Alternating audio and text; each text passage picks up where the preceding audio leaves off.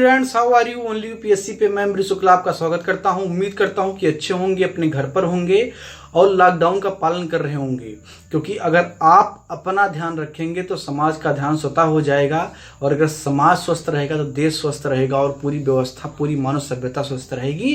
तो आज की क्लास में हम कुछ सवाल ले रहे हैं जो पॉलिटी के हैं, जो आईएएस की परीक्षाओं में, पीसीएस की परीक्षाओं में पहले आ चुके हैं। तो आज हमने सवाल लिया है, आज हम क्लास नहीं कर रहे हैं, क्लास आगे हम कंटिन्यू करेंगे, लेकिन आज आपके लिए एक टेस्ट समझ लीजिए या बूस्टर समझ लीजिए, जो कुछ भी आपको समझना समझ लीजिए। एक छोटा सा वीडियो आपको क्लास वीडियो मिल रहा है जिसमें हम बहुत सारे सवाल करेंगे और सवाल के माध्यम से बहुत सारे कॉन्सेप्ट हम समझ लेंगे। तो आइए शुरू करते हैं। आइए आज कुछ सवाल कर लेते हैं। हमने लगातार हम पढ़ाई करते आ रहे हैं, आज इसीलिए मैं आपके लिए कुछ सवाल लेकर के आया हूं, थोड़ा आपका रिवाइज हो जाए। इसमें हो सकता है कि कई सवाल आपने ऐसे भी हो जो आपने भी नहीं पढ़ा है, तो कोई टेंशन लेने वाली बात नहीं है। ये सवाल परीक्षाओं में पहले आ चुके हैं, पीसीएस और आईएएस की परीक्षाओं में, इसलिए मैंने इसको रैंडमली उठाया है। ये सोच के नहीं उठाया कि आपने पढ़ा या नहीं पढ़ा है, लेकिन उम्मीद है कि बहुत सारा इसमें पढ़ लिया होगा, क्योंकि हमने करीब 80% सिलेबस कवर कर लिया है पॉलिटी का। जो 20% बचा हुआ है वो बहुत जल्दी हम कवर कर लेंगे। तो जो नहीं पढ़ा है उसके लिए कोई टेंशन लेने की जरूरत नहीं, उत्तर देख लेंगे आप और आगे क्लासेस आपको मिलती रहेंगी। तो पहला सवाल देखते हैं, भारतीय संविधान का कौन सा अनुच्छेद भारत के राज्य की उपयुक्तता पर विचार करता है? भारतीय संविधान का कौन सा अनुच्छेद भारत के राज्य की उपयुक्तता पर विचार करता है? तो इसका उत्तर है आपका अनुच्छेद 300। जो आप नहीं जानते हैं उसके लिए टेंशन लेने की बिल्कुल जरूरत नहीं है, आपके उत्तर देखिए और अपने दिमाग में बिठा लीजिए, आपको आगे भी सब कुछ पढ़ाया जाएगा। निम्न में से कौन सी संसदीय समिति का सभापति अपवाद तौर पर शासक दल का होता है? ठीक है, तो इसका उत्तर आपको बताना है। इसका उत्तर है आपका प्राक्कलन समिति। इसका उत्तर है आपका प्राक्कलन समिति। आगे देखते हैं, सांसदों को प्राप्त निम्नलिखित में से वह कौन सा उपाय है जो विधिवत निर्धारित नहीं है? ये मैंने पढ़ाया है आपको। सवाल क्या है, सांसदों को प्राप्त निम्नलिखित में से वह कौन सा उपाय है जो विधिवत निर्धारित नहीं है, यानी कि विधिवत यानी उसको सम्मिलित नहीं किया गया है, लेकिन वो संसदीय प्रक्रिया में सम्मिलित है। तो ये कौन सी चीज है? इसका विकल्प आप देख रहे होंगे, प्रश्नकाल है, शून्यकाल है, आधे घंटे की बहस है या अल्पकालीन बहस है। तो इसका जवाब मुझे निश्चित तौर पर पता है कि आपको भी पता है, तो आप कमेंट करके बताइए तुरंत से, और इसका जवाब मैं आपको बता दे रहा हूँ, शून्यकाल इसका सही उत्तर है। आगे देखते हैं, अगला सवाल है, निम्नलिखित में से कौन सी समिति केवल निचले सदन की है? निम्नलिखित में से कौन सी समिति केवल निचले सदन की? आप जानते हैं कि अधिकतर जो संसदीय समितियां उसमें निचले सदन और उच्च सदन दोनों के सदस्य होते हैं, यानी कि लोकसभा और राज्यसभा दोनों के सदस्य होते हैं। लेकिन कुछ एक समितियां हैं जिनमें केवल एक ही सदन के सदस्य होते हैं। तो इसका उत्तर है प्राक्कलन समिति। प्राक्कलन समिति में केवल निचले सदन यानी कि लोकसभा के सदस्य होते हैं। अगला सवाल देखते हैं, निम्न में से कौन सा उपाय है जो लोक महत्व के मामलों पर मंत्री का ध्यान खींचता है? सवाल क्या है कि निम्न में से वो कौन सा उपाय है जो लोक महत्व के मामले पर मंत्री का ध्यान खींचता है? लोक महत्व के मामले कौन है? लोक मतलब पब्लिक, जो पब्लिक के इश्यूज हैं उसको ध्यान में खींचता है। अब विकल्प क्या क्या है? आधे घंटे की बहस, ध्यान आकर्षण नोटिस, अल्पकालीन बहस या स्थगन प्रस्ताव। ये 4 विकल्प आपके सामने हैं, इसका जवाब आपको देना है। तो इसका उत्तर है आपका, जैसे कि विकल्प से ही साफ हो जाता है कि चूंकि पब्लिक का मामला है तो सांसदों को पावर दिया गया है कि वो सरकार का ध्यान आकर्षित करे, तो ध्यान आकर्षण नोटिस होगा। अगला सवाल देखते हैं क्या है, केंद्रीय सतर्कता आयोग की स्थापना निम्न में से किसकी सिफारिश पर की गई? ये सवाल यूपीएससी यानी कि आईएएस की परीक्षा 2018 में ये सवाल आया था, और मेरे ख्याल से 2017-18 में आया था। ये बहुत ही महत्वपूर्ण है, कई बार पीसीएस की परीक्षाओं में भी ये सवाल आ चुका है।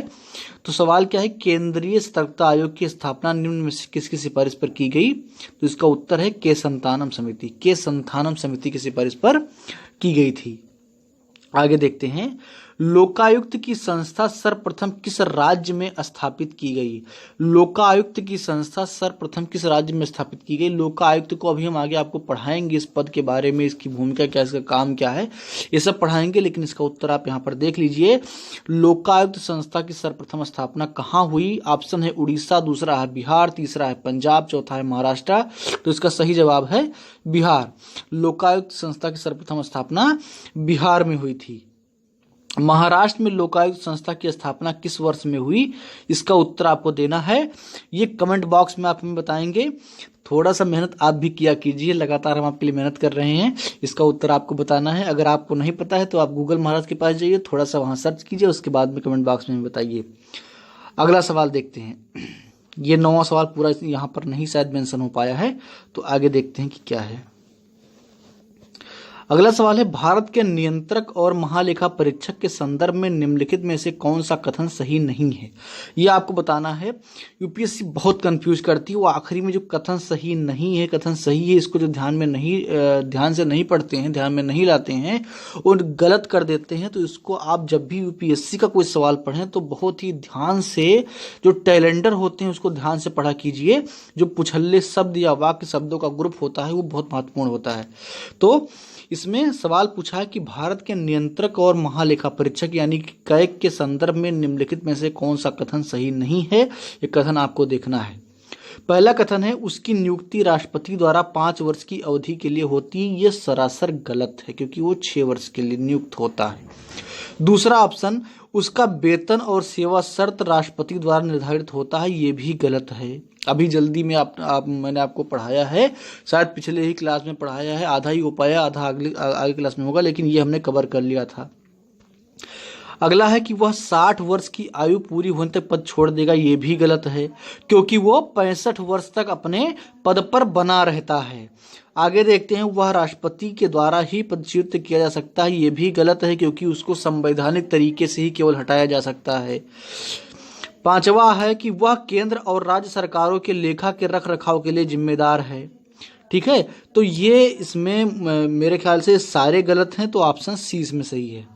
अगला सवाल देखते हैं, योजना आयोग के उपाध्यक्ष के संबंध में निम्नलिखित में से कौन सा कथन सही है? ये आपको देखना है। उसकी नियुक्ति प्रधानमंत्री द्वारा नहीं होती, ये गलत है। इसमें सही आपको बताना, ध्यान रखिएगा। दूसरा, उसे कैबिनेट मंत्री का दर्जा प्राप्त होता है, ये बात सही है। तीसरा है, वह केंद्रीय मंत्रिमंडल का सदस्य होता है। ये बिल्कुल गलत है क्योंकि केंद्रीय मंत्रिमंडल का सदस्य केवल और केवल सांसद हो सकते हैं जो संसद में बैठते हैं, उससे बाहर कोई नहीं हो सकता है। तो तीसरा भी ऑप्शन गलत है। चौथा है, वह कैबिनेट की सभी बैठकों में शामिल होता है। ये हो सकता है। तो 2, 4, वह आयोग का वास्तविक कार्यकारी प्रमुख होता है, यानी कि 2, 4, 5 सही है। अगला सवाल हम देखते हैं, संविधान में निम्नलिखित में से किस संशोधन द्वारा राष्ट्रपति के लिए पहली बार यह अनिवार्य बनाया गया कि वह मंत्रिपरिषद की सलाह पर काम करेगा? यह बहुत ही महत्वपूर्ण संशोधन था जो 42वां संविधान संशोधन 1976 में आया था। तो इस संविधान संशोधन में जो है ये बात आई थी, तो इसका उत्तर 42वां संविधान संशोधन हो जाएगा। बहुत ही आसान सवाल है, जो नहीं पढ़ा है वो आगे कवर हो जाएगा। भारतीय संघ किसके प्रतिरूप पर आधारित है? माफ करना, आश्रित नहीं, आधारित है। भारतीय संघ किसके प्रतिरूप पर आधारित है? ऑप्शन ए है स्विट्जरलैंड, ऑप्शन बी है अमेरिका, ऑप्शन सी है रसिया, ऑप्शन डी है कनाडा। ये 4 विकल्प आपके सामने। आपको बताना कि जो भारतीय संघ है वो किस प्रकार के संघ का है और इन 4 देशों के संघों में किससे मैच करता है। जैसा कि आप जानते हैं कि अमेरिका भी फेडरल है, लेकिन हमारा देश यूनियन है। यूनियन और फेडरल में अंतर होता है, इसको हमने बारीकी से क्लास में समझाया है। अगर आपको वो पढ़ना है तो आप हमारे प्लेलिस्ट में जाइए, आपको वीडियो मिल जाएगा। तो यहाँ पर इसका उत्तर हम बता रहे हैं, इसका उत्तर है डी, कनाडा। जो भारतीय संघ है वो कनाडा के संघीय व्यवस्था से मैच करता है। अगला सवाल देखते हैं, भारतीय संविधान ने सहायक एकात्मक विशेषताओं के साथ एक संघीय राज्य की बजाय संघीय सहायक विशेषताओं के साथ एकात्मक राज्य की स्थापना की है। यह कथन निम्नलिखित में से किसका है? विकल्प है ग्रेनविल ऑस्टिन, दूसरा है आइवर जेनिंग्स, तीसरा है भीमराव अम्बेडकर और चौथा है केसी वेयर। तो इसका ऑप्शन जो है ये 4 में से ये चौथा वाला सही है। तो ये इतने सवाल थे जिसको हमने लिया। उम्मीद करता हूं कि आपको इससे जरूर कोई फायदा हुआ होगा और ऐसे ही बहुत सारे सवाल आते हैं। ये सवाल हमने रैंडम एक जगह से उठाए हैं और आपके लिए ला करके यहाँ पर हमने पटक दिया है। तो उम्मीद करता हूं कि आपको इससे फायदा हुआ होगा। इसमें अगर कोई सवाल ऐसा आपको लग रहा है कि पढ़ाया ही नहीं गया है तो उसके लिए कोई टेंशन लेने की जरूरत नहीं है। अगर आप नए हैं तो आपको प्लेलिस्ट में जाना होगा, आपको बहुत सारी क्लासेस वहां पर पढ़ी हुई मिल जाएंगी। और अगर आप पुराने हैं और आप लगातार पढ़ रहे हैं, इसमें से अभी बहुत सारे टॉपिक नहीं पढ़ाए गए हैं, जैसे कि लोकायुक्त वाला टॉपिक है, तो उसको हम आगे कवर करेंगे। ठीक है, तो उसके लिए टेंशन लेने की जरूरत नहीं है। बाकी आपको सारा उत्तर ध्यान से सुनना था, देखना था, उसको अपने दिमाग में बैठाना था। तो उम्मीद करता हूं कि आपने उसको ध्यान से पढ़ा होगा। अगर आपको अच्छा लगा हो तो लाइक कीजिए, कमेंट बॉक्स में बताइए कि आपको ये हमारा प्रयास कैसा लगा। बाकी लॉकडाउन का पालन करते रहिए, अपने घर पर रहिए, स्वस्थ रहिए, क्योंकि अगर आप स्वस्थ रहेंगे तो समाज स्वस्थ रहेगा, समाज स्वस्थ रहेगा तो देश स्वस्थ रहेगा और पूरी दुनिया स्वस्थ रहेगी। तो अपना और अपनों का ख्याल रखिए, अपने घर पर रहिए, पढ़ाई जारी रखिए। धन्यवाद।